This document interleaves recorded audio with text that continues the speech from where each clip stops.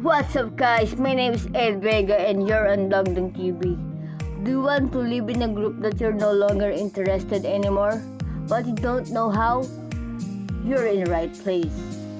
Here are the simple steps that you can do to live in a group if you're on mobile and on your PC. Let's begin. On your phone, go to the group that you're going to live.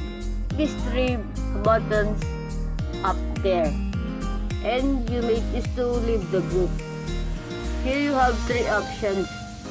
1, to directly leave the group, and 2, to cancel if you're just here by an accident. And you have more options down there. If you're just tired of notification, you may not leave. Instead, turn off notification. Click that button, turn off notification. And if you're really decided to leave the group, then you have to click this leave group permanently.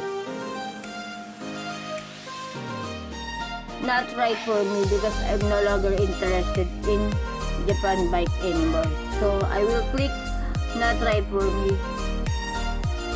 And for me, I will choose this no longer relevant and click next.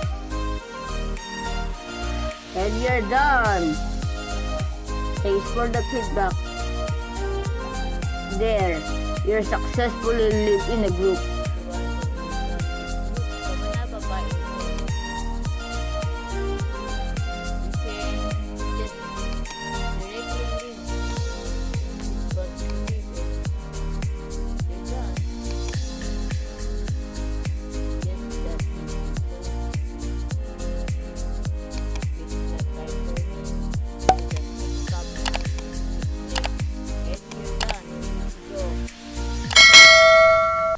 Success.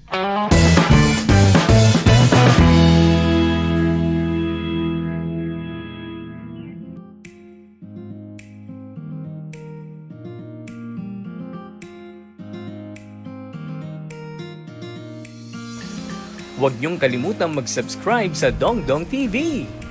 Subscribe na!